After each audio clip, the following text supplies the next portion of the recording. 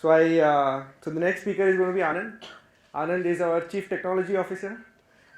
He looks into he looks into everything in terms of right from implementing design, UI, release management, fixing features, and he within the team he's called the finisher. So I'm usually a starter, so I kind of start off a project and then I reach a point, I hand it over to Anand and we finish it. And so we also call him the finisher, and he's going to talk to you about how to make a web app in 2015. Hello. Yeah. Hi everyone. Hi. So I'm here to talk about how to make a web app. I'm sure, in this today, if you see, the app stores are like inundated with so many apps. Everyone wants to make an app, and if you see, to-do apps have the largest number in the app store. So even I want to make a to-do app. I believe that it's this simplicity of a to-do app that is the best starting point these days. So these days, when you start the development, you don't write hello world, you make a to-do app. So how do you make a to-do app? So first you need a set of features which you want. So my feature set would be, it should have a beautiful design. It should have shared lists and attachments. I'm a person who likes things which are visual. I think to-dos should have images to tell you that okay, this is important for you. It's not just words. Words cannot express the importance of stuff. That's my vision for a to-do app. It should have comments, so when I share a list to my sister, she should be able to comment that okay, dude, you need to work on this. And yeah, it should be multilingual, because these days a to-do app has to reach a certain amount of people to make you some dough. Yeah, and you want it to be extensible, obviously. You want other apps to push data into your app and pull data, so that when you complete your task, it automatically fires a tweet. And no app should be shipped without a test cases. So what does it take to build a web app? It has three major components: a user interface, a server-side application, and a database. So the user interface usually has a listing of, say, my tasks. It will have a form wherein I can actually describe those tasks, and attachments. It will have some comments. So that's something which you drill down into from the list view. And you will also have a settings page that will have the features like changing your password or changing your name. Then the server-side code should have features like authentication. You need to log in to actually see your data. That's the basic privacy. And it should have session management, meaning that when you log in, the program should remember that you have logged in, and so show you the data which belongs to you. Obviously, we keep forgetting passwords, so you need a password recovery feature, as well as you need some email notifications, like a set of reminders that okay, you have 5 tasks pending today. And the next would be the database. Which database to use? Why to use that database? So these days you have options of having a SQL database or a NoSQL database. So the SQL database is faster, but the NoSQL database is faster, but the SQL database has features like joins, which you can actually organize data with, and the NoSQL database become much slower if you want to do joins. And so I thought, let me do it with MariaDB. Wikipedia uses it, Stack Overflow uses it, so that's a good choice for me. For the programming language, I would use Python because it's beautiful, and I want my app to be beautiful. And for the front end, obviously HTML, JavaScript. Maybe I'll use React. These days it's a hot thing.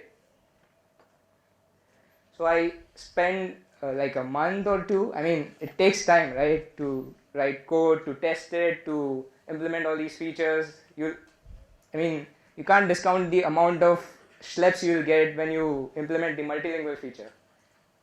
And you need to test out the REST API. Whether if you are shipping a REST API, you should have some connectors. So after about 2 months, you actually launch it on the Hacker News forum, and you have some friends who are like ready to upload your app, and like suddenly it's on the front page, and people believe that this is a good to-do app. But they find out that okay, it has bugs, so they start reporting new bugs. And you just go through it, there are like 100 bugs. Obviously it's version 0.1, and you find that okay, this one, that share list across time zones, don't work. That's the bug you want to fix right away, because that's important it's important that you get reminders at the right time. So you realize that the time values which you have stored is not according to the time zones. You haven't used a base time zone when you share a list. So you will have to change your code, you will have to change the data in the database. So that's when you write your first patch. A patch is basically a code to modify the data so that it functions as required by the code. And the beauty of web apps is that once you deploy, everyone has the latest code, everyone can use the updated version. And so you are on your way to your first version, that is 0.1. You had to take so many decisions to just make a to-do app. You had to decide on the database programming language. You need to decide the feature set. You need to work on the REST API, probably caching. You want your app to be faster. So there are like so many decisions to make. Can you avoid that? Can you just focus on the features and the UI and let someone else take care of it? You have frameworks for that, but you have to, you have frameworks for the UI, you have the frameworks for the server side, but there's no one framework for doing everything. You have to make choices, you have to make sure that all those frameworks work together. But here we have Frappe framework. It takes care of your client side, your server side, your database, and provides you all the tools you need to run any app which requires some information management. So these are the feature sets. As you can see, you have caching, email, printing, notifications, you have permissions, you have an MVC architecture, you have inbuilt patch systems, you have a testing framework. It's something which you can use to just quickly start focusing on your feature sets. You can get a prototype ready maybe in 3 days and maybe launch an app in a month. So that's something which is really, really powerful.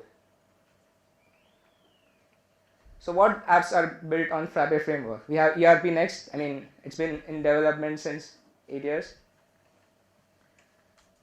We have recently launched a translator portal.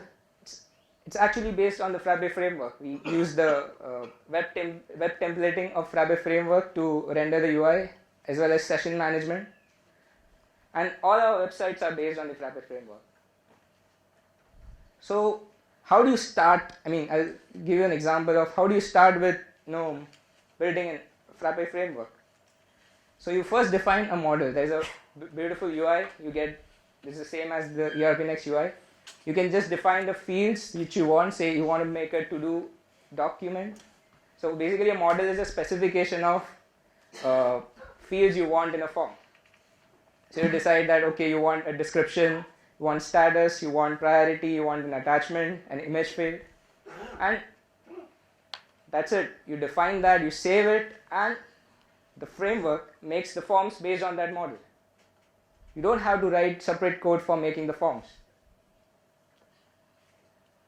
Also, permissions are first-class citizens. You can define role-based permissions, which are like pretty difficult to implement once you have an app ready.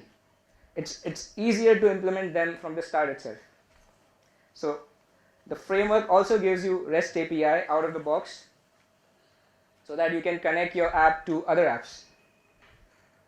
You package all your code and your doc type specifications into something called a Frappe app, and you can publish that app and anyone can install it and it appears right on the desktop. What is it great for? It's great for rapid development of any apps which require some information management. As Dominic said yesterday, the framework is really good and it could be termed as an information warehouse.